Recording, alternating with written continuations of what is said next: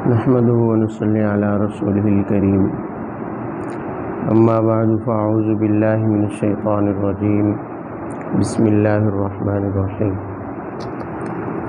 يسألونك عن الشهر الحرام قتال فيه قل قتال فيه كبير وصد عن سبيل الله وكفر به والمسجد الحرام وإخراج أهله منه أكبر عند الله والفتنة أكبر من القتل وقال النبي صلى الله عليه وسلم ليس منا من ضرب الحدود وشق الجيوب ودعا بدعوى الجاهلية أو كما قال عليه الصلاة والسلام۔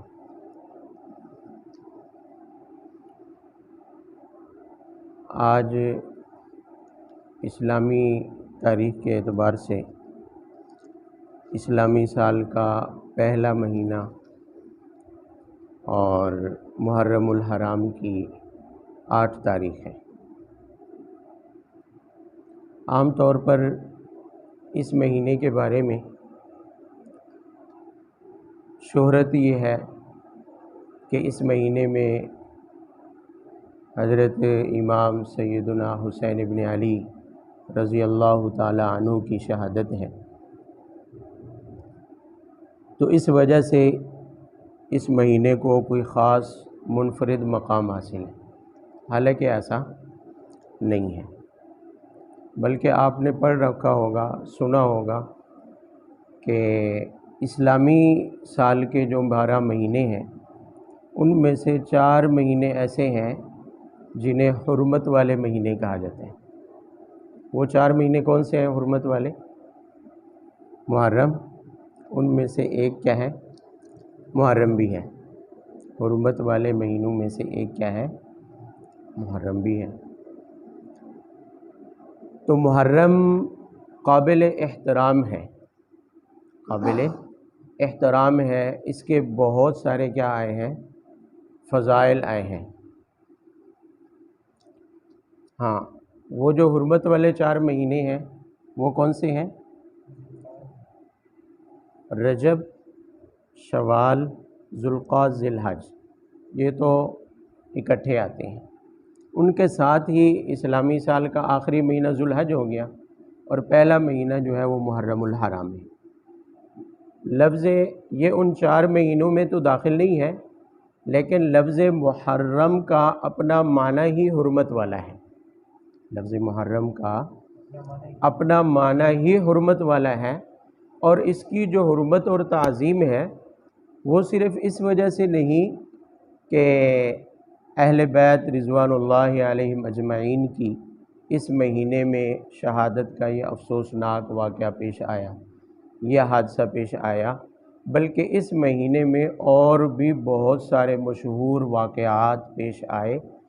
ایسے اہم واقعات اور امور پیش آئے ہیں جن کی وجہ سے اس مہینے کو حرمت والا مہینہ کہا گیا۔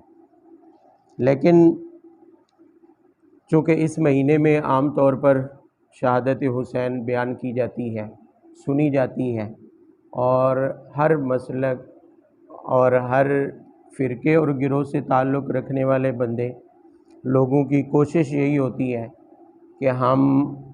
ہی حسینی ہیں، ہمیں ہی حسینی کہا جائے، لیکن حقیقت یہ ہے کہ اس چیز سے قطع نظر کہ کون حسینی ہے اور کون حسینی نہیں ہے، جتنا زور شہادت بیان کرنے میں لگایا جاتا ہے، لوگوں کو ایسے واقعات بیان کر کر کے لوگوں کے جذبات کو ابارنے کی کوشش کی جاتی ہے تاکہ سامعین پر، سننے والوں پر اس کے اثرات پڑیں، ان کو رلانے کی کوشش کی جاتی ہے۔ یہ نہیں بتایا جاتا کہ حضرت حسین اور ان کے پورے خاندان اہل بیت نے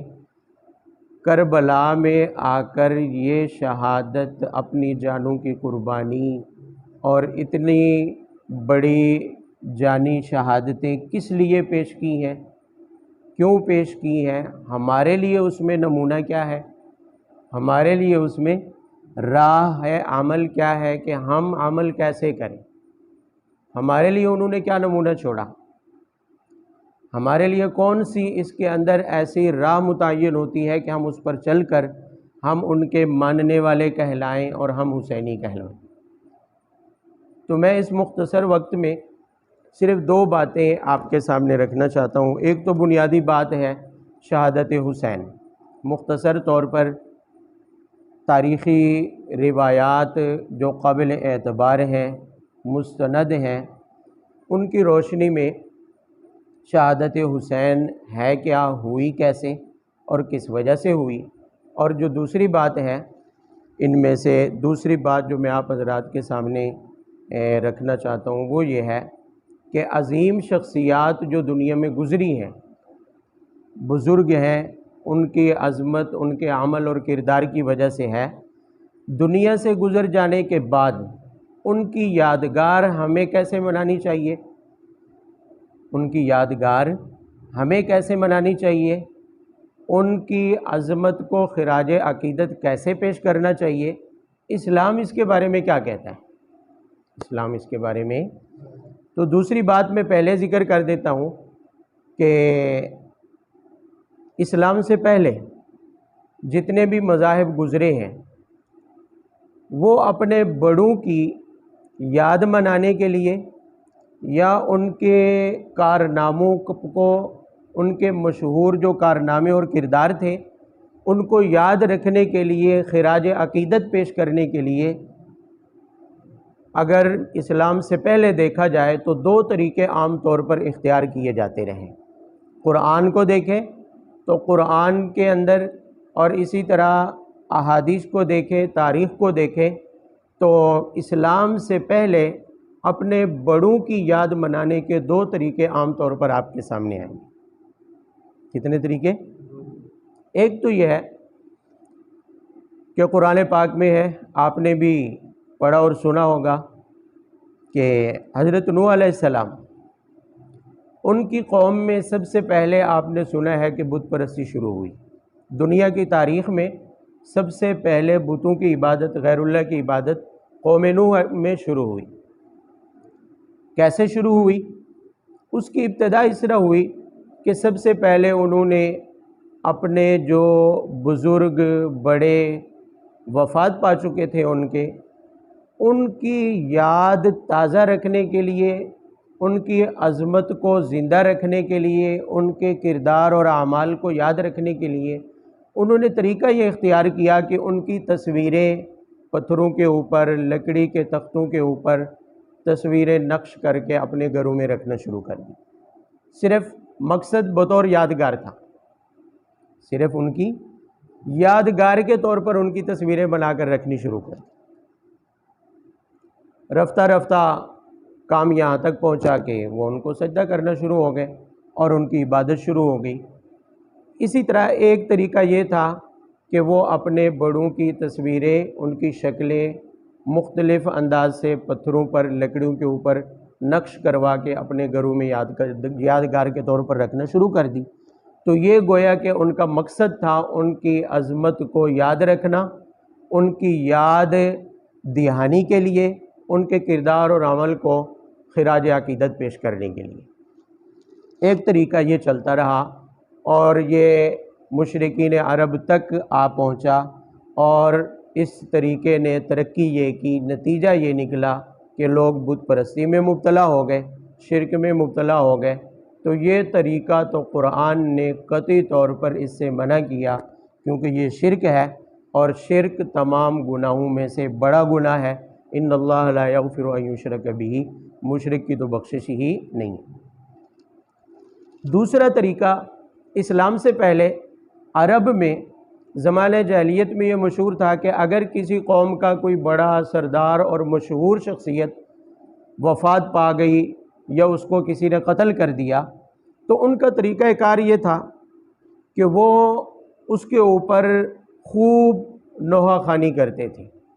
مرثیے کہا جاتی تھی، اور حتیٰ کہ اس نوحہ خوانی، مرثیہ اور اس رونے پیٹنے کے ان طریقوں نے اتنی ترقی کی زمانہ جاہلیت میں کہ وہ اپنے کسی بھی دنیا سے گزر جانے والے بڑی شخصیت کی یاد میں لوگوں کے اندر اس کی بڑائیاں، اس کے قصے، اس کی بہادری، اس کے کردار کو یاد رکھنے کا انہوں نے طریقہ یہ اپنایا کہ وہ اجرت کے اوپر ایسی خواتین لے کر آتے تھے جو کئی کئی دنوں تک ان کے اوپر رویا کرتی تھی، اشعار پڑھتی تھی، مرثیے پڑھتی تھی، نوحہ خوانی ہوتی تھی اور غمگین اشعار پڑھ پڑھ کے لوگوں کو رلایا کرتی تھی، اور سننے والے ان غمگین اشعار اور مرثیوں کے اوپر رویا کرتے، عورتیں بین کرتیں، اس کے اندر اپنے سینوں کو، گریبان کو پھاڑا جاتا اور رونے پیٹنے کے جو بھی طریقے تھے وہ سارے آزمائے جاتے تھے۔ تو عرب جاہلیت میں یہ طریقہ تھا۔ جب اسلام آیا تو اسلام نے اس طریقے سے بھی سختی سے منع کر دیا۔ میں نے آپ حضرات کے سامنے حدیث تلاوت کی ہے، حضرت عبداللہ ابن مسعود اس حدیث کے راوی ہیں، فرماتے ہیں کہ رسول اللہ صلی اللہ علیہ وسلم نے فرمایا کہ لیس منا من ضرب الخدود۔ حضور پاک صلی اللہ علیہ وسلم فرماتے ہیں کہ جو شخص، جو لوگ غم کی حالت میں بے صبری کرتے ہوئے اپنے چہرے کو پیٹے، وشق الجیوب، اور اپنا گریبان پھاڑے اور سینہ کوبی کرے، اور ودعا بدعوی الجاہلیہ، اور زمانہ جاہلیت کی طرح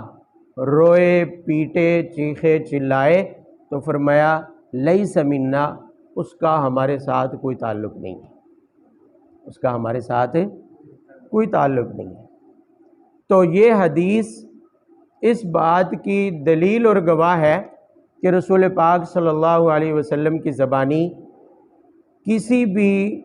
دنیا سے گزر جانے والی عظیم شخصیت کی عظمت کو یاد رکھنے کے لیے،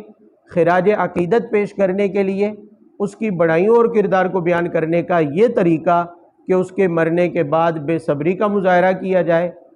رونا پیٹنا شروع کیا جائے، چیخنا چلانا شروع کیا جائے اور مرثیے کہا جائے،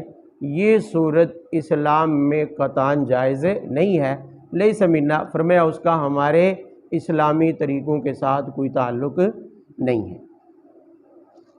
اب سوال یہ ہے کہ وہ طریقہ بھی ٹھیک نہیں ہے کسی گزر جانے والی بڑی شخصیت کی عظمتوں کو یاد رکھنے کا، ان کو خراج عقیدت پیش کرنے کا کہ ان کی تصویریں بنا کر رکھ لی جائیں، وہ بھی جائز نہیں ہے۔ اور دوسری صورت کہ ہر سال ان کی وفات کے دن کو برسی کا دن بنا لیا جائے اور اس خاص دن میں رونا پیٹنا چیخنا چلانا اور اسی طرح نوحہ خوانی کر لی جائے، یہ طریقہ بھی اسلام میں جائز نہیں ہے۔ لیکن کیا ان کو کسی صورت میں بھی خراج عقیدت پیش نہ کیا جائے؟ کوئی ایسی عظیم شخصیت دنیا سے جائے جس کا کردار و عمل آنے والوں کے لیے نصیحت بن سکتا ہے، اچھے کردار اور عمل کا مالک تھا، دنیا سے گزر گیا، تو کیا اس کی اس کردار اور عمل کو یاد رکھنے کے لیے، آیا اس کی اس عظمت کو یاد رکھنے کے لیے اسلام نے کوئی طریقہ دیا ہے یا نہیں دیا؟ تو بالکل اس میں اسلام اس کے اوپر پابندی ہرگز نہیں لگاتا کہ سابقہ گزشتہ اقوام میں سے یا کسی بھی وفات پا جانے والی عظیم شخصیت کے کردار اور عمل کو خراج عقیدت پیش نہ کیا جائے یا اس کے عمل کو یاد نہ رکھا جائے، بلکہ اسلام نہ صرف اس کا حکم دیتا ہے بلکہ اس کا طریقہ بھی متعین کر کے دیتا ہے۔ آپ حضرات نے قرآن پاک میں پڑھا ہوگا، قرآن پاک کی آیت ہے قَدْ كَانَتْ لَكُمْ أُسْوَةٌ حَسَنَةٌ فِي إِبْرَاهِيمَ۔ قرآن نے طریقہ متعین کیا، لَقَدْ كَانَ لَكُمْ فِي رَسُولِ اللَّهِ أُسْوَةٌ حَسَنَةٌ۔ ابراہیم علیہ السلام کے بارے میں فرمایا کہ قَدْ كَانَتْ لَكُمْ أُسْوَةٌ حَسَنَةٌ فِي إِبْرَاهِيمَ وَالَّذِينَ مَعَهُ، فرمایا کہ تمہارے لیے ابراہیم اور ان کے ساتھ لوگوں میں سے لوگوں کے اندر اسوہ حسنہ ہے، اچھا نمونہ ہے تمہارے لیے۔ اسی طرح قرآن پاک میں فرمایا لَقَدْ كَانَ لَكُمْ فِي رَسُولِ اللَّهِ أُسْوَةٌ حَسَنَةٌ، فرمایا کہ رسول اللہ کی ذات میں تمہارے لیے اسوہ حسنہ ہے، رسول اللہ کی ذات میں تمہارے لیے اسوہ حسنہ۔ اسوہ حسنہ کیا ہے؟ اسوہ حسنہ یہ ہے کہ اگر کوئی عظیم شخصیت دنیا میں ایسی گزری ہے کہ اس کا کردار اور عمل اللہ تعالیٰ کے احکامات اور شریعت کے مطابق اتنا اعلیٰ ہے، اتنا عرفہ اور عظیم ہے کہ آنے والوں کو اس کے اوپر چل کر اس پر عمل کر کے کامیابی مل سکتی ہے، تو فرمایا اس کے اس عمل کو، اس کے کردار کو اپنی زندگیوں میں عملی طور پر زندہ کر کے اسے خراج عقیدت پیش کرو۔ اس کے کردار اور عمل کو اپنی زندگی میں جگہ دو، اس کی زندگی کو نمونہ قرار دے کر جیسی زندگی اس نے گزاری، اللہ کو راضی کرنے کے لیے جو راہ انہوں نے متعین کی ہے، جو کردار اور عمل انہوں نے ادا کیا ہے، اس کردار اور عمل کو اپنی زندگیوں میں لے آؤ۔ اس طرح اس کا کردار و عمل بھی زندہ رہے گا، اور اس کے کردار اور عمل کے زندہ رہنے سے اسے خراج عقیدت بھی رہتی دنیا تک کیا ہوتا رہے گا؟ پیش ہوتا رہے گا۔ جب تک اس کا عمل زندہ رہے گا، اس کا کردار زندہ رہے گا، وہ شخصیت بھی تمہارے ساتھ کیا رہے گی؟ زندہ رہے گی، اس کی یادگار بھی کیا رہے گی؟ زندہ رہے گی، اور اس کو خراج عقیدت بھی پیش کیا جاتا رہے گا۔ یہ طریقہ اسلام نے متعین کیا ہے کسی بھی بڑی عظیم شخصیت کی عظمت کو، اس کے کردار و عمل کو یاد رکھنے کا اور اس کو خراج عقیدت پیش کرنے کا۔ بات سمجھ آئیے؟ اب میں آتا ہوں اپنی اصل بات کی طرف۔ یقیناً اس میں کوئی دوسری رائے نہیں ہے کہ حضرت سیدنا حسین ابن علی رضی اللہ تعالی عنہ اور ان کا جو خاندان اہل بیت ہے، یقیناً بہت بڑا مقام ہے اسلام میں۔ اہل اسلام کی نظر میں اہل بیت کا بہت بڑا مقام اور مرتبہ اور ان کے فضائل ہیں۔ تو اس مہینے میں اہل بیت کی یہ شہادت، سیدنا حسین ابن علی کی یہ شہادت، ہمارے لیے اس شہادت میں اسوہ حسنہ کیا ہے؟ ان کو خراج عقیدت پیش کرنے کا طریقہ کیا ہے؟ انہوں نے یہ شہادت کیوں پیش کی؟ اپنی جانوں کے نذرانے انہوں نے کیوں پیش کیے ہیں؟ اس چیز کو سمجھنے کے لیے مختصر میں آپ حضرات کے سامنے واقعہ شہادت کے جو اسباب ہیں، واقعہ کربلا کے جو اسباب ہیں، میں تھوڑی سی اس کے اوپر گفتگو کرنا چاہتا ہوں۔ آپ حضرات توجہ رکھیں تو انشاءاللہ بات سمجھنا بہت ہی آسان رہے گا۔ معاملہ چلا یہاں سے تھا کہ جب حضرت امام حسن جو حضرت علی رضی اللہ تعالی عنہ کے بڑے صاحبزادے ہیں اور حضرت سیدنا حسین ابن علی کے بڑے بھائی ہیں، انہوں نے جب حضرت امیر معاویہ رضی اللہ تعالی عنہ کے ہاتھ پر بیعت کی اور صلح کی، تو اس عظیم صلح کے نتیجے میں مسلمانوں کے اندر جو پہلے کچھ عرصہ خانہ جنگی چلی تھی، جو افتراق اور انتشار چلا تھا، وہ انتشار ختم ہوا، خانہ جنگی ختم ہوئی۔ اس عظیم صلح کے نتیجے میں تمام مسلمانوں کے اندر اتفاق اور اتحاد کی فضا قائم ہوئی، اور سارے دنیا اسلام حضرت امیر معاویہ کی امارت کے اوپر، ان کی خلافت کے اوپر متفق ہو گئی۔ حضرت امیر معاویہ نے اپنی وفات سے کچھ عرصہ پہلے مدینہ منورہ میں تشریف لائے، اور اس وقت کے بزرگ صحابہ کرام کو، جن میں حضرت عبداللہ ابن عمر، عبداللہ ابن زبیر اور عبد الرحمن بن ابی بکر، ان جیسے اہم مقام و مرتبہ رکھنے والی شخصیات کو جمع کیا اور ان سے بطور مشورہ کے فرمایا کہ میرا مشورہ یہ ہے کہ میں اپنے بعد خلافت اور امارت کے لیے اپنے بیٹے یزید کو ولی عہد متعین کرنا چاہتا ہوں، اپنا نائب متعین کرنا چاہتا ہوں کہ میرے بعد ان کو امیر مقرر کیا جائے اور ان کی بیعت کی جائے۔ تو اس موقع پر جن حضرات کے میں نے نام لیے ہیں، حضرت عبد الرحمن ابن ابی بکر اور حضرت عبداللہ ابن عمر، عبداللہ ابن زبیر اور امام حسین رضی اللہ تعالی عنہ، ان حضرات نے اس ولی عہدی کی جو بیعت تھی اس سے انکار کیا۔ عبداللہ بن عمر نے انکار کرتے ہوئے یہ اعتراض کیا کہ ایک تو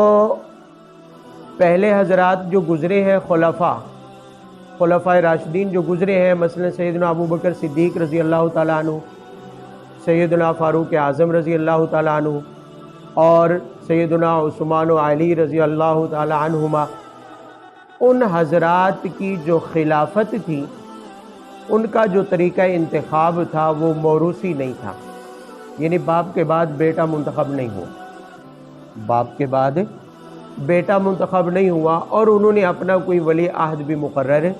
نہیں کیا۔ لہٰذا جب انہوں نے ایسا نہیں کیا ہے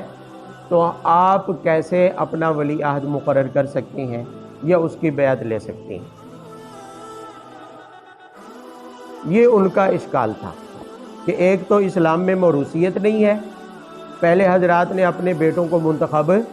نہیں کیا، اور دوسرا یہ ہے کہ خلیفہ منتخب کرنے کا یہ طریقہ پہلے اسلام میں چلا بھی نہیں ہے، پہلے جتنے بھی حضرات کا انتخاب ہوا ہے ان میں سے کسی نے اپنا ولی عہد مقرر نہیں کیا۔ حضرت امیر معاویہ نے جب یہ باتیں سنی اور حضرت عبداللہ ابن عمر کے انکار کے بعد ان کا یہ اعتراض اور اشکال بھی سنا، ساتھ ہی عبداللہ ابن عمر نے ایک اور بات بھی کی، فرمایا کہ میں 2 امیروں کی بیعت نہیں کر سکتا، میں 2 امیروں کی بیعت 2 امیروں کی کیسے؟ فرمایا کہ آپ ہمارے امیر ہیں، امیر معاویہ رضی اللہ تعالیٰ عنہ اس وقت خلیفہ تھے، ایک آپ ہمارے امیر زندہ حیات موجود ہیں،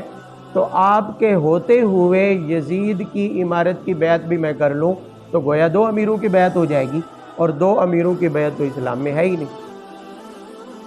اور یہ حقیقت ہے کہ اسلام میں صرف خلافت کی بیعت ہے،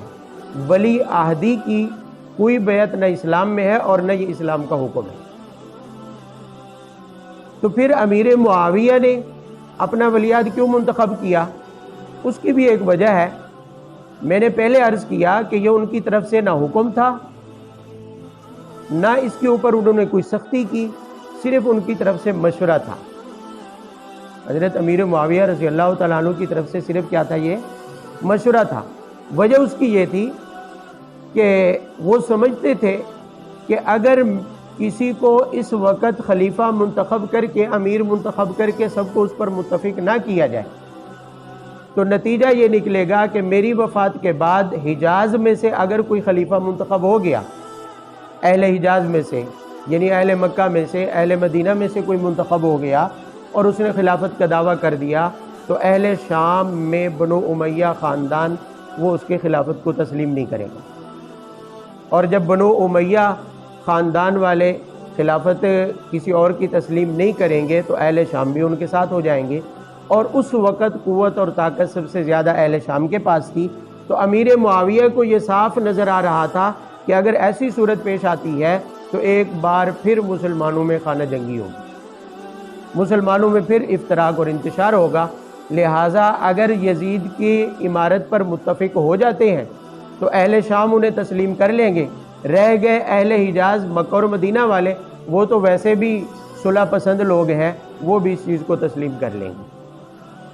تو میں نے کہا یہ صرف ان کی طرف سے مشورہ تھا، حکم بھی نہیں تھا، اور انہوں نے اس کے اوپر سختی بھی نہیں کی، اور اس کی دلیل یہ ہے کہ عبداللہ بن عمر نے جب انکار کیا یزید کی ولی عہدی کی بیعت کرنے سے تو حضرت امیر معاویہ رضی اللہ تعالیٰ عنہ نے ان کے اوپر سختی بھی نہیں کی، ان کے اوپر سختی بھی نہیں کی۔ تو نتیجہ یہ کہ حضرت امیر معاویہ نے بغیر سختی کیے اور بغیر بیعت لیے ان حضرات سے، بغیر بیعت لیے چھوڑ دیا اس معاملے میں۔ ان حضرات نے بیعت نہیں کی اور امیر معاویہ نے ان پر کوئی سختی بھی نہیں کی۔ تو اب امیر معاویہ رضی اللہ تعالیٰ عنہ کی جب وفات ہوئی تو یزید نے حضرت امیر معاویہ کی وفات کو تقریباً کوئی 15 دنوں تک خفیہ رکھا، چھپائے رکھا، اس کی اطلاع اہل مکہ اور اہل مدینہ کو نہیں ہونے دی۔ اس دوران میں اس نے یہ کیا کہ 15 دن کے بعد اچانک اہل مدینہ میں جو مدینہ منورہ کے اوپر گورنر مقرر تھا حضرت امیر معاویہ رضی اللہ تعالیٰ عنہ کے زمانے سے، اس کے پاس قاصد بھیجا، اور وہ قاصد رات کے وقت پہنچا اور آ کر پیغام دیا کہ ان حضرات سے یزید کی خلافت پر بیعت لے لی جائے، اور نام دے دیے عبداللہ ابن عمر، عبداللہ ابن زبیر، جن میں حضرت امام حسین رضی اللہ تعالیٰ عنہ کا نام بھی تھا۔ چنانچہ اس گورنر مدینہ نے پیغام بھیجا حضرت امام حسین کو اور عبداللہ ابن زبیر کو، تو حضرت امام حسین تشریف لائے اور آ کر اس کے سامنے کہنے لگے کہ ہم خاندانی طور پر معزز گھرانے سے تعلق رکھتے ہیں، اور اہل بیت میں ہمارا مسلمانوں میں ایک مقام ہے، ہمارے جیسے لوگ رات کے وقت خفیہ چوری بیعت کریں یہ ہمارے لیے مناسب نہیں ہے، لہٰذا ہم دن کو تمام لوگوں کے سامنے اگر بیعت کرنا پڑی تو ہم سب کے سامنے ظاہر ظہور بیعت کریں گے۔ مقصد ان کو اس وقت ٹالنا تھا، اور اس طرح سے وہ جو گورنر مدینہ تھا اس نے حضرت امام حسین رضی اللہ عنہ کی اس بات کو سن کر کہا کہ چلے ٹھیک ہے، آپ کو مہلت ہے، آپ دن کے وقت کر لیجیے۔ حضرت امام حسین گھر آئے اور اپنے پورے خاندان کو لیا اور مکہ کی طرف ہجرت کر کے مدینہ سے کوچ کر گئے، رات کے وقت مدینہ سے نکلے۔ ادھر عبداللہ ابن زبیر کو جب قاصد لینے کے لیے گیا تو عبداللہ ابن زبیر رضی اللہ تعالیٰ عنہ وہ بھی مدینہ سے پہلے ہی مکہ کی طرف کوچ کر چکے تھے۔ یہ حضرات مکہ میں پہنچ گئے۔ اب مکہ میں پہنچنے کے بعد یزید کی طرف سے مزید خبریں بھی ان حضرات تک پہنچنا شروع ہوئی، اور یزید کو یہ خبر ملی کہ ہمارا جو گورنر مدینہ میں متعین ہے وہ ان حضرات سے بیعت نہیں لے سکا، اس نے نرمی دکھائی ہے، کمزوری دکھائی ہے، اس نے اس گورنر کو معطل کر کے اس کی جگہ ان سے زیادہ سخت آدمی کو، سخت گیر آدمی کو گورنر کے طور پر متعین کیا، اور اس نے آتے ہی یہ اعلان کیا کہ اگر میں زیادہ تفصیل میں نہیں جانا چاہتا، وقت مختصر ہے، کہ اس نے آ کر اعلان کیا کہ اگر ان حضرات نے بیعت نہ کی تو میں نعوذ باللہ مکہ کے اوپر حملہ کروں گا، اور میرے لیے مکہ اور حرم میں جا کر ان پر حملہ کرنا اور ان کے ساتھ لڑنا میرے لیے جائز ہے۔ یہ باتیں حضرت امام حسین رضی اللہ تعالیٰ عنہ تک پہنچی کہ وہ تو اس حد تک پہنچ چکے ہیں، اور اسی دوران میں کوفہ کے لوگوں کی طرف سے حضرت امام حسین کو ہزاروں کی تعداد میں خطوط بھی آئے کہ آپ ہمارے پاس تشریف لائیں اور ہم آپ کو خوش آمدید کہیں گے، اور ہم آپ کی بیعت کریں گے، اور آپ جو کچھ کرنا چاہتے ہیں ہم مکمل اس میں تعاون کریں گے۔ اور روایات میں آتا ہے، بعض روایات میں، کہ 12,000 خطوط آئے، 12,000 خطوط آئے، جس میں بار بار یہ یقین دہانی کرائی گئی تھی کہ آپ ہمارے پاس تشریف لائیں اور لاکھوں لوگ، ہزاروں لوگ آپ کے ساتھ ہوں گے، ہم آپ کے ساتھ دیں گے۔ اس دوران میں حضرت امام حسین اور عبداللہ بن زبیر رضی اللہ عنہما اور ان کے ہم خیال جو حضرات تھے، ان میں یہ فکر مندی پہلے سے ہی چل رہی تھی کہ اس معاملے کی اصلاح کی جائے۔ اسلام میں یہ جو موروثیت والی بات چلنا شروع ہوئی ہے، ایک تو اس کی اصلاح کی جائے، خلافت جس طریقے پر خلافت میں خلافت کا جو انتخاب خلیفہ کا طریقہ ہے، اس طریقے پر خلیفہ کو منتخب ہونا چاہیے، اس طریقے پر خلیفہ کا انتخاب ہونا چاہیے۔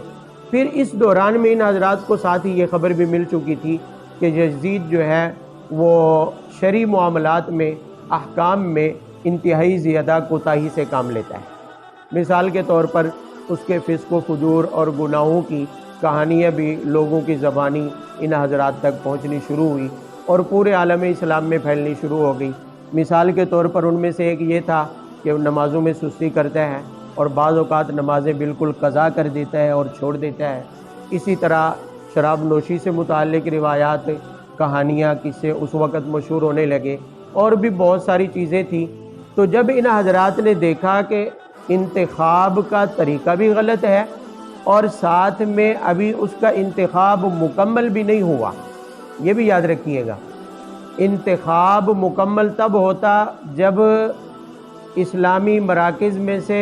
مکہ، مدینہ اور کوفہ والے بھی بیعت کر لیتے اور اہل شام بھی بیعت کر لیتے۔ تو یزید کی عمارت پر بیعت اہل شام نے تو کی تھی، لیکن کوفہ، مدینہ اور مکہ کے رہنے والوں نے ابھی تک اس کی خلافت کے اوپر بیعت نہیں کی تھی، تو اس طرح ابھی اس کی عمارت قائم بھی نہیں ہوئی،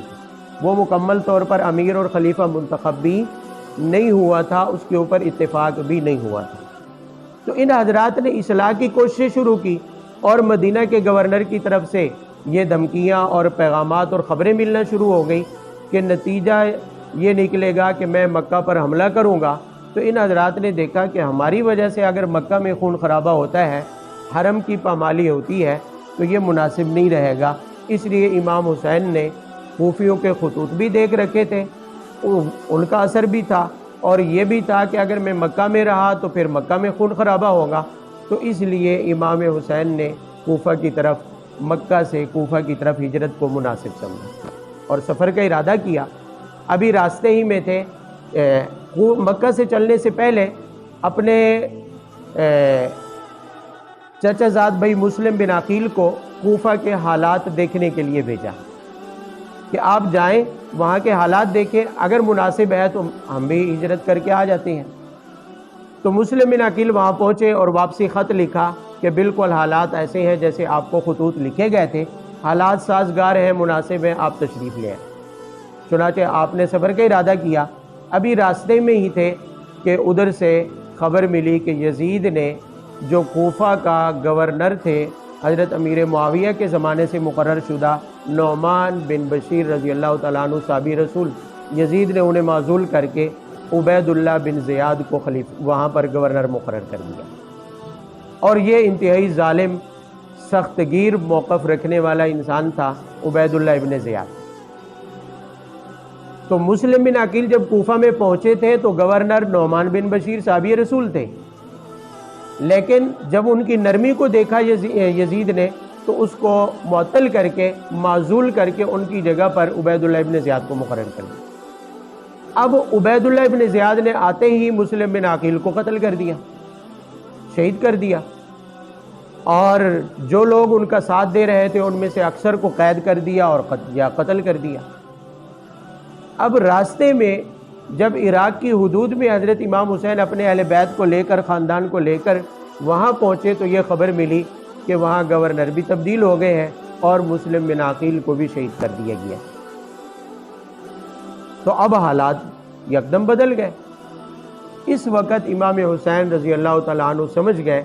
کہ یہ ہمارے لیے ابتلا، امتحان اور آزمائش اب شروع ہو گئی۔ لیکن رسول اللہ صلی اللہ علیہ وسلم کی زبانی وہ پیشین گوئی بھی سن رکھی تھی کہ میری امت کے ہاتھوں ہی آپ کو شہید کیا جائے گا، اور جس سرزمین پر شہید کیا جائے گا اس کا نام کرب و بلا ہے۔ سرزمین کا نام بھی تھا، لیکن امام حسین کو اتنا تو معلوم تھا کہ یہ سرزمین عراق میں ہے، نام معلوم تھا، لیکن کس جگہ پر ہے محل وقوع معلوم نہیں تھا۔ تو اسی دوران میں عبید اللہ ابن زیاد کا جو نائب تھا وہ بھی لشکر لے کر امام حسین کے پاس پہنچ گیا اور عبید اللہ بن زیاد کا جا کر پیغام دیا کہ آپ یا تو ہمارے ساتھ چلے اور عبید اللہ ابن زیاد کے ہاتھ پر یزید کی خلافت کی بیعت کر لیں، یا پھر یہ ہے کہ ہمارے ساتھ آپ کا مقابلہ ہوگا، ہم آپ کو یہاں سے کسی دوسری طرف نہیں جانے دیں گے۔ تو امام حسین نے اس موقع پر آخری حربے کے طور پر، انتہائی کوشش کے طور پر آخری 3 شرطیں بھی ان کے سامنے رکھی۔ فرمایا کہ اس طرح کر لیں کہ مجھے یا تو واپس مدینہ جانے دیں، مجھے یا تو میں اپنے خاندان سمیت مدینہ واپس چلا جاتا ہوں، یا پھر یہ ہے کہ مجھے اجازت دے میں اسلامی سرحدوں میں سے کسی سرحد پر چلا جاؤں گا اور میں وہاں جا کر جہاد میں مصروف ہو جاؤں گا، یا پھر تیسری صورت یہ ہے کہ آپ میرے راستے سے ہٹ جائیں، میں کوفہ میں جانے کی بجائے سیدھا یزید کے پاس جاتا ہوں اور یزید سے براہ راست میں بات کرنا چاہتا ہوں۔ تو عبید اللہ ابن زیاد کا جو نائب لشکر لے کر وہاں پہنچا ہوا تھا، اس نے ان تینوں شرائط کو ماننے سے انکار کر دیا۔ یہ بات عبید اللہ ابن زیاد تک بھی گئی، اس نے بھی پیغام واپسی بھیجا کہ ہر حال میں ان کو بیعت پر راضی کریں، ہم بیعت کے علاوہ کسی دوسری صورت میں کسی طرح بھی کسی دوسری صورت پر راضی ہونے کے لیے تیار نہیں ہے۔ تو امام حسین نے اپنا رخ بدلا اور ایک طرف چلنا شروع کر دیا۔ سفر جاری ہے اور ساتھ ساتھ وہ عبید اللہ ابن زیاد کا بھیجا ہوا لشکر بھی ساتھ ساتھ ہے۔ ان کی کوشش یہ ہے کہ امام حسین کو یا تو گرفتار کر لیں خاندان سمیت، یا ان کو کسی طرح راضی کر لیں کہ یہ یزید کی بیعت کر لیں اور عبید اللہ ابن زیاد کے ہاتھ پر جا کر کے۔ خیر چلتے چلتے قدرتی طور پر جس جگہ پر جا کر ٹھہرے، خیمے لگوائے، اس جگہ کے بارے میں جب امام حسین نے پوچھا کہ یہ ہم کس سرزمین کے اوپر ہیں، تو بتایا گیا کہ اس سرزمین کا نام کربلا ہے۔ فوراً وہ پیشین گوئی تو پہلے سے ذہن میں تھی، سمجھ گئے کہ یہ وہ جگہ ہے جہاں پر ہمارے ابتلاء، آزمائش اور امتحان ہونا ہے۔ خیر تاریخ میں بہت ساری مرچ مثالیں سے ملی جلی روایات آپ کو ملیں گی، خطیبوں کی زبانی بھی آپ سنتے رہتے ہیں، لیکن میں صرف جو بات کہنا چاہتا ہوں وہ یہ ہے کہ یہاں پر حضرت امام حسین اور ان کے خاندان کو 3 دن کے لیے اس میدان میں رہنا پڑا۔ اس دوران میں کیا معاملات پیش آئے میں اس تفصیل میں نہیں جانا چاہتا۔ جب امام حسین رضی اللہ تعالیٰ عنہ نے ان کو بہت سمجھانے کی کوشش کی، جو عبید اللہ ابن زیاد کی طرف سے لوگ بھیجے گئے تھے، جن میں شمر بھی تھا، عمر ابن سعد بھی تھے اور حر بھی تھا، مختلف نام تھے، ان سب کو سمجھانے کی کوشش کی، اپنے اہل بیت کا مقام بتایا، اپنا مقصد بتایا کہ میں اس مقصد کے لیے ہرگز نہیں آیا کہ میں خلافت کا مدعی ہوں، میں انتشار، لڑائی یا جنگ کے لیے نہیں آیا۔ اس کے باوجود بھی وہ لوگ جب عبید اللہ ابن زیاد کے حکم پر کسی اور صورت میں ماننے پر تیار نہ ہوئے اور انہوں نے مجبور کیا اور زبردستی کر کے خاندان اہل بیت کے اوپر حملہ شروع کر دیا، حتیٰ کہ جنگ اور لڑائی کی یہ کیفیت جب شروع ہوئی اور اہل بیت میں سے ظاہر ہے اہل بیت کے خاندان میں جتنے بھی حضرات تھے تعداد میں تو عبید اللہ ابن زیاد کے لشکر سے کم تھے، یزیدی لشکر سے تعداد میں کم تھے، باوجود کہ بہادر تھے۔ ان میں بہت سارے حضرات ماہر جنگجو بھی تھے، لیکن ان میں عورتیں اور بچے بھی تھے۔ خاندان کے بہت سارے دیگر افراد بھی تھے جو یا تو جنگ کی عمر کے نہیں تھے یا پھر یہ ہے کہ وہ جنگ لڑنا جانتے نہیں تھے، جن میں ان کے غلام اور خدام بھی تھے۔ تو تعداد میں کم تھے، باوجود کہ بہادری سے لڑے، بہادری سے مقابلہ کیا، انتہائی شجاعت دکھائی میدان کے اندر، لیکن تعداد میں کم ہونے کی وجہ سے یقیناً ایک ایک کر کے شہید ہونا شروع ہوئے۔ اور ایک لمحہ ایسا بھی آیا کہ اس لمحے پر حضرت امام حسین رضی اللہ تعالیٰ عنہ کے 2 صاحبزادے یکے بعد دیگرے، جن کے نام علی اکبر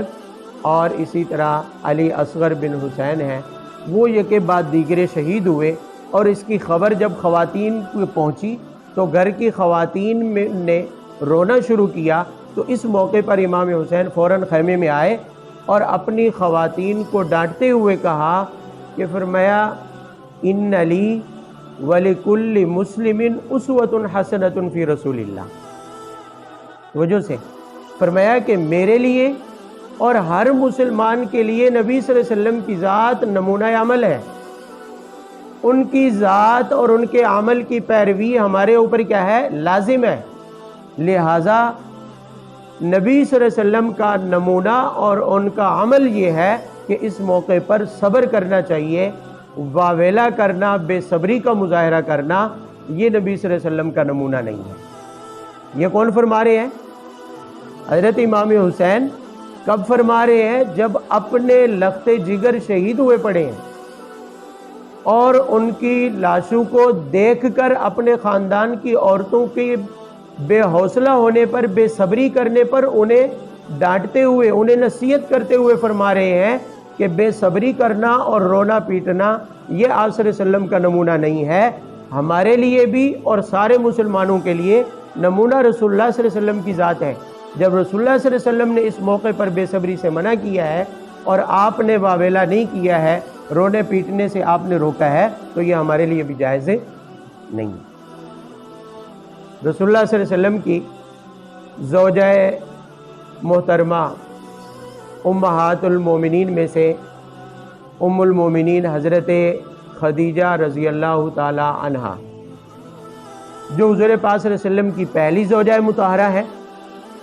اور اسلام پر اور رسول اللہ صلی اللہ علیہ وسلم پر ان کے مالی طور پر بہت سارے احسانات بھی تھے۔ رسول اللہ صلی اللہ علیہ وسلم کو ان سے محبت، دل لگی اور تعلق بھی تھا۔ جب ان کی وفات ہوئی تو رسول اللہ صلی اللہ علیہ وسلم کئی دنوں تک غمگین بھی رہے، لیکن اس موقع کے اوپر بھی رسول اللہ صلی اللہ علیہ وسلم نے نہ تو ان کی وفات کے اوپر بے صبری کا مظاہرہ کیا ہے، اور نہ ہی کسی قسم کا رونا پیٹنا یہ شروع کیا ہے، اور نہ ہی کوئی ایسی کیفیت اپنائی ہے کہ ان کی یوم وفات کو غم کا دن بنا لیا جائے، اس دن غم منا لیا جائے۔ رسول اللہ صلی اللہ علیہ وسلم نے اپنی زوجہ محترمہ کی وفات کے اوپر کسی قسم کے نہ تو اس دن کو غم کا دن قرار دیا ہے اور نہ ہی آپ نے بے صبری کا مظاہرہ کیا۔ یہ وہ چیز تھی جو حضرت سیدنا امام حسین وہاں کربلا میں اپنے گھر کی خواتین کو سمجھا رہے تھے۔ اسی طرح ایک موقع پر رسول اللہ صلی اللہ علیہ وسلم کی جو بڑی صاحبزادی تھی حضرت زینب بنت رسول اللہ رضی اللہ تعالی عنہا، جب ان کی وفات ہوئی تو عورتوں نے رونا شروع کیا اونچی آواز سے۔ رسول پاک صلی اللہ علیہ وسلم تشریف لائے اور فرمایا ایاکن ونعیق الشیطان، توجہ رکھیے گا، فرمایا کہ خبردار رک جاؤ، یہ شیطان کی طرح چیخنے چلانے کی آوازیں نہ نکالو۔ ثم قال مہما کان من العین ومن القلب، فرمایا کہ ہاں بعض اوقات غم کا اظہار آنکھوں کے ذریعے آنسو کی شکل میں ہو جاتا ہے یا دل کے اندر غم پیدا ہو جاتا ہے، تو فرمایا اس کی اجازت ہے، فمن اللہ، یہ تو اللہ کی طرف سے ہے، ومن الرحمتی، اور مرنے والے کے اوپر رحمت، مہربانی اور شفقت کی وجہ سے ہے، لیکن مہما کان من اللسان والید فمن الشیطان، فرمایا بعض اوقات غم کا اظہار زبان کے ذریعے ہو جاتا ہے،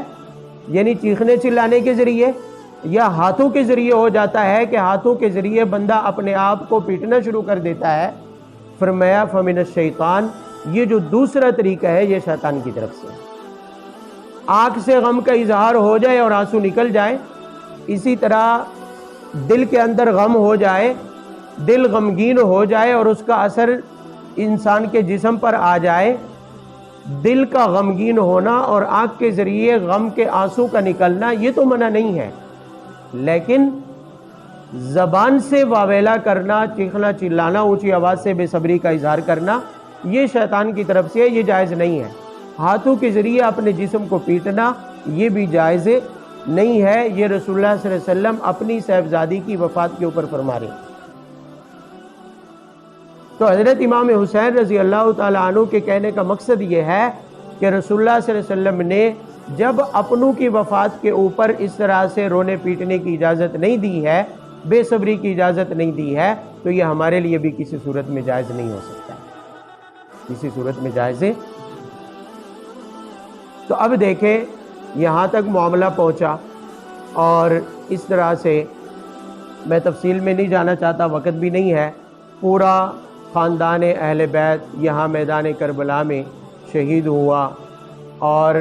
اس شہادت کی خبر ابن زیاد کو پہنچی تو عبید اللہ ابن زیاد نے اس پر خوشی کا اظہار کیا، اس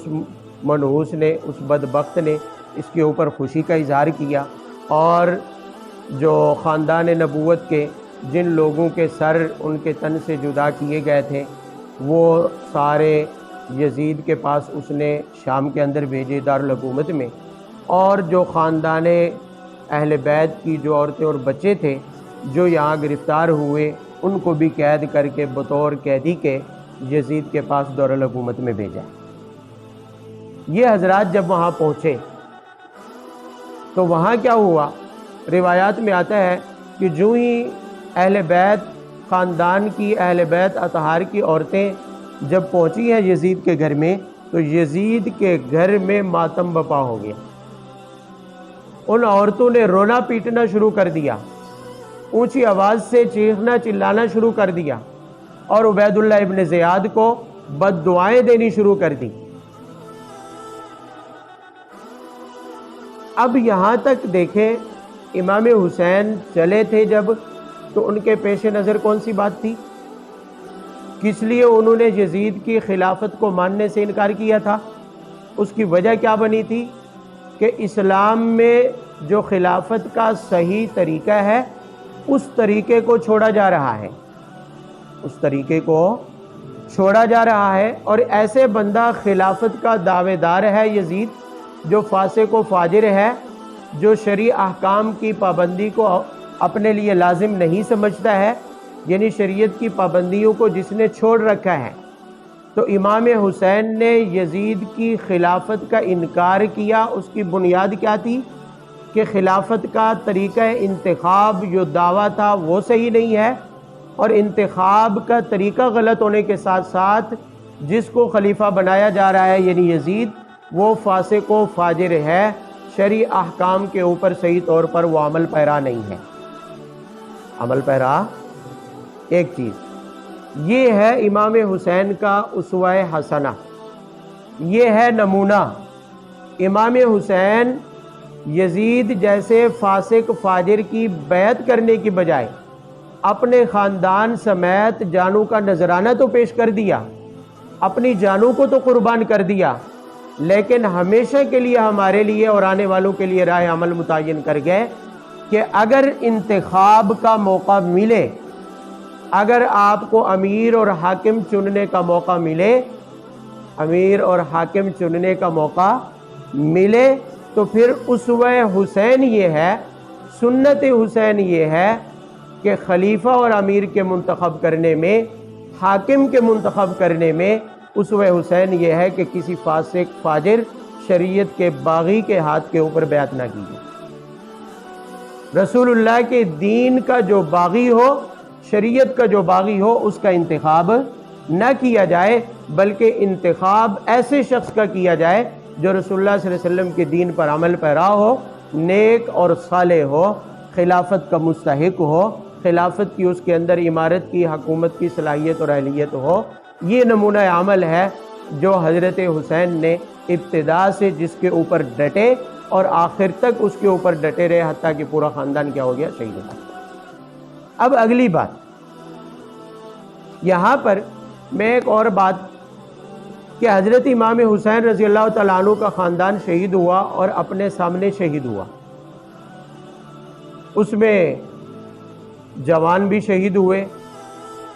اور اس میں کم عمر لڑک پن کی عمر کو پہنچنے والے نوجوان بھی شہید ہوئے،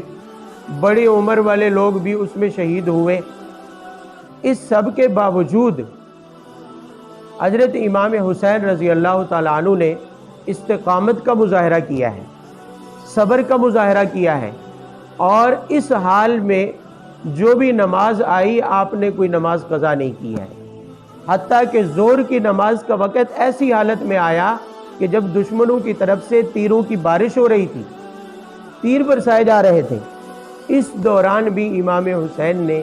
ظہر کی نماز کو قضا کرنا مناسب نہ سمجھا اور ظہر کی نماز تیروں کی بارش میں بھی ادا کی۔ یہ نمونہ ہے حسین کا کہ حالات جیسے بھی ہوں،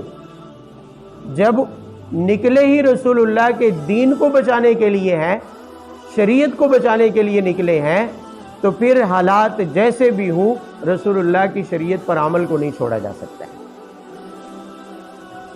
ایک اور بات، اگر اس موقع پر بالفرض اسلام میں رونے پیٹنے اور چیخنے چلانے کی اجازت تو نہیں ہے، اگر بالفرض میں آپ سے پوچھتا ہوں اسلام میں اس کو عبادت قرار دے دیا جائے کہ چلے رو لے، غم کا اظہار کر لے، بے صبری کا اظہار کر لے، تو کیا خیال ہے آج ہمارے آنسو، ہمارا رونا پیٹنا اور ہمارا پسینہ بہانا، کیا یہ سارا واویلا چیخنا چلانا ہمارا ان حضرات کے اوپر اس وقت جو مشکلات پیش آئی ہیں ان کو کم کر سکتا ہے؟ کیا یہ ہمارا آنسو بہانا، ہمارا ماتم کرنا اور چیخنا چلانا ان حضرات کی ان جانوں کا بدل ہو سکتا ہے؟ اہل بیت اطہار کے جو خون اس وقت بہے، ہمارے اگر خون بہا دیا جائے اور پوری امت اس غم میں اپنے آپ کو قربان بھی کر دے، تو کیا ہماری قربانیاں ان کے اس خون کا مقابلہ کر سکتی ہیں جو وہاں کربلا کے میدان میں گرا ہے؟ کبھی نہیں ہو سکتا۔ نہ انہیں واپس لایا جا سکتا ہے، نہ ہمارے خون کی وہ قیمت ہے، نہ وہ مقام اور مرتبہ ہے ہمارے خون کا کہ ہم اپنا خون بہائیں تو ان کے اس وہاں پر کرب و بلا کے میدان میں گرائے ہوئے خون کا بدل ہو سکے، یا اس کی برابری ہو سکے، یا اس کی تلافی ہو سکے ہمارے خون بہانے سے۔ ہمارے چیخنے چلانے اور بے صبری کرنے سے ان کی ان قربانیوں کا نہ تو بدل ہو سکتا ہے، نہ اس کی برابری ہو سکتی ہے، اور نہ ہی اس کی تلافی ہو سکتی ہے۔ اگر ان کو زندہ رکھنا ہے، اگر ان کو یاد رکھنا ہے اور ان کو خراج عقیدت پیش کرنا ہے، تو پھر اس کا وہی طریقہ ہے کہ ان کے راستے کو اختیار کیا جائے۔ اور حسینی بھی حقیقت میں وہی ہوگا، سچا محب اہل بیت بھی حقیقت میں وہی ہوگا جو ان کے نمونہ عمل کو اپنا عمل قرار دے گا، جو ان کے کردار کو اپنی زندگی میں یاد رکھے گا، جو ان کے عمل کو اپنی زندگی میں یاد رکھے گا، اپنے زندگی میں اس کو تازہ کرے گا، اپنی زندگی کا حصہ بنائے گا، وہی حسینی کہلا سکتا ہے، وہی محب اہل بیت کہلا سکتا ہے۔ میں ایک اور بات کا اضافہ کروں، جیسے کہ مشہور ہے کہ 3 دن اہل بیت کا میدان کربلا میں کھانا پینا بند ہوا، ظلم و ستم کرتے ہوئے ان کے خیموں کو آگ لگائی گئی، ان کے اوپر تیر برسائے گئے۔ مجھے یہ بتائیں کہ اس وقت ہم اگر کیا کرتے ہیں، سبیل لگاتے ہیں، ان کے نام کی نیاز بانٹتے ہیں، ان کے نام کی نیازیں اور نظریں تقسیم کرتے ہیں، مجھے یہ بتائیں ہم کس کی سنت پر عمل کر رہے ہیں؟ اگر کوئی ایسا کرتا ہے تو وہ کس کی سنت پر عمل کر رہا ہے؟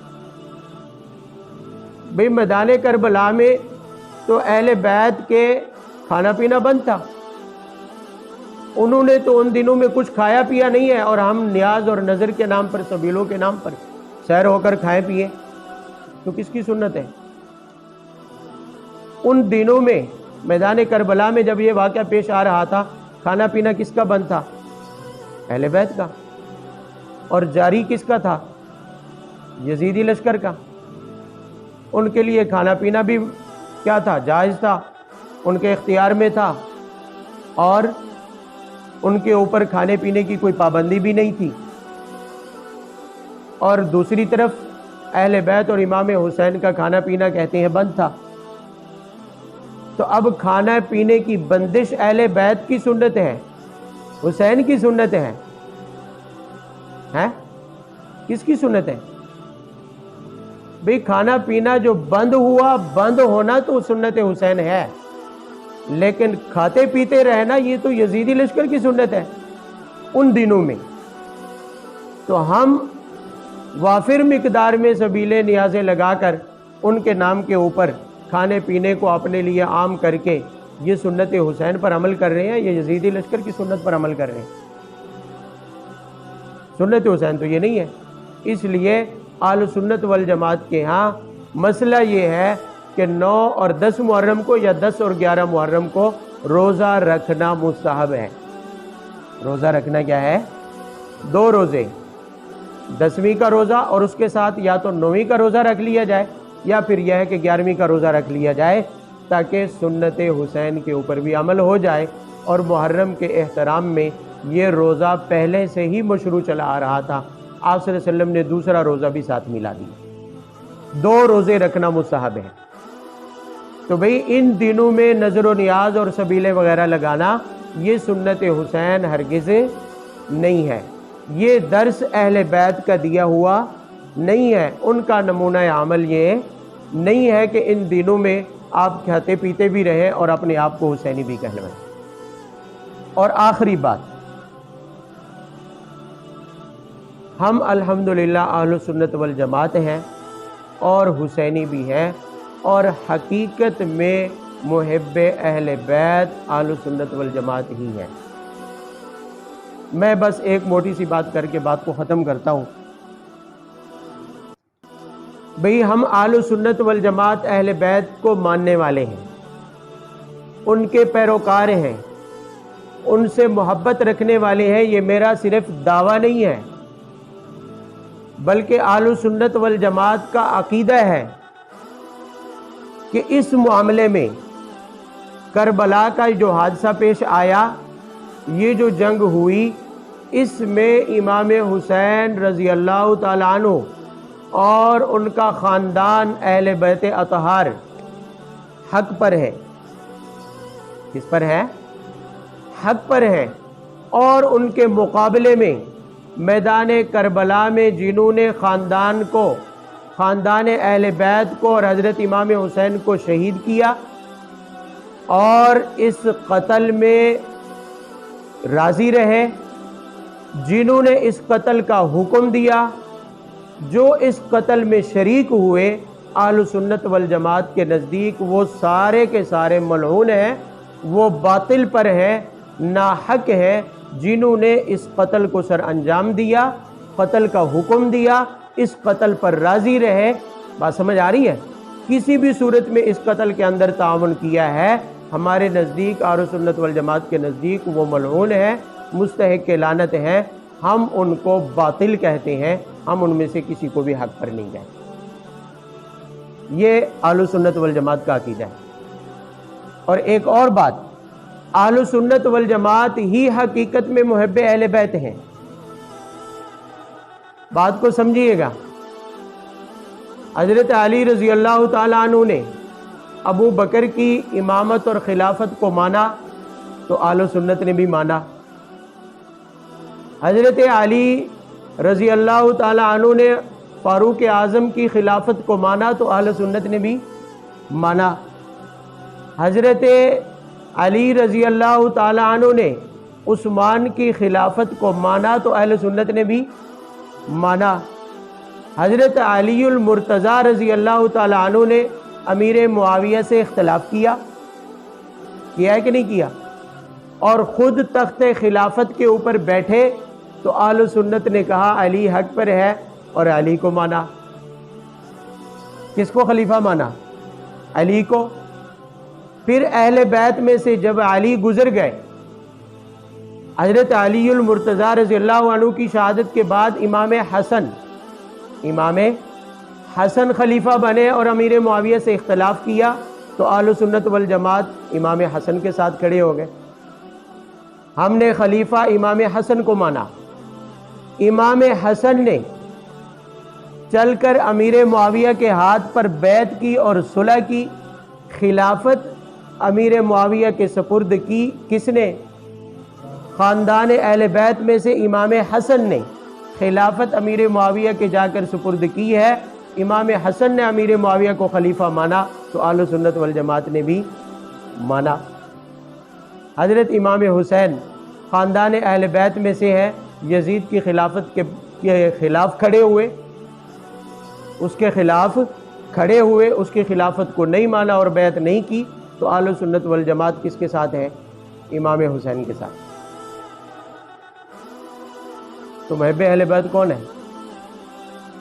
بھئی ہم ابو بکر کی خلافت کو اس لیے مان رہے ہیں کہ اہل بیت نے مانا ہے،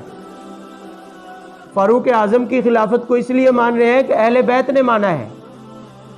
سیدنا عثمان غنی رضی اللہ عنہ کی خلافت کو اس لیے مان رہے ہیں کہ اہل بیت نے مانا ہے، اور علی المرتضیٰ نے جب اختلاف کیا خود خلافت پر آئے تو ہم نے انہیں مانا۔ امام حسن نے امیر معاویہ سے اختلاف کیا اور خود خلافت پر آئے تو ہم نے ان کی خلافت کو مانا ہے۔ پھر امام حسن نے چل کر امیر معاویہ کو خلافت دی تو ہم نے امام حسن کی اقتداء میں امیر معاویہ کی خلافت کو مانا کہ اب وہ خلافت برحق ہے، تو اصل میں حسینی کہلانے کے مستحق اہل سنت والجماعت ہے، اور حقیقت میں محب اہل بیت اور سنت حسین پر عمل کرنے والے بھی کون ہیں؟ اہل سنت والجماعت ہے۔ اور الحمدللہ یہی گروہ نجات پانے والا گروہ ہے۔ تو خلاصہ یہ نکلا کہ اسلام میں نے عرض کیا کہ کسی بھی بڑی شخصیت کو اور دنیا سے گزر جانے والی، وفات پا جانے والی شخصیت کو اگر خراج عقیدت پیش کرنا ہے، اس کی یادگار کے طور پر اس کو زندہ رکھنا ہے، یادگار کے طور پر، اور اس کی یاد منانی ہے، تو اسلام نے یہ طریقہ متعین کیا ہے کہ اس کی زندگی کو، اس کے کردار اور عمل کو نمونہ بناؤ اور اپنی زندگیوں میں اس کو جگہ دو، اور اس کے کردار و عمل کو قیامت تک کے لیے، ہمیشہ کے لیے کیا کر دو؟ زندہ کر دو۔ یہی ہمارے لیے نمونہ عمل ہے، یہی سبق ہے حضرت امام حسین اور ان کے خاندان کی اس شہادت کا، جو انہوں نے میدان کربلا کے اندر شہادت پیش کی ہے۔ اللہ رب العزت ہم سب کو اہل بیت اطہار کی محبت اور ان کی سنت پر عمل کرنے کی توفیق عطا فرمائے۔ وآخر دعوانا الحمدللہ رب العالمین۔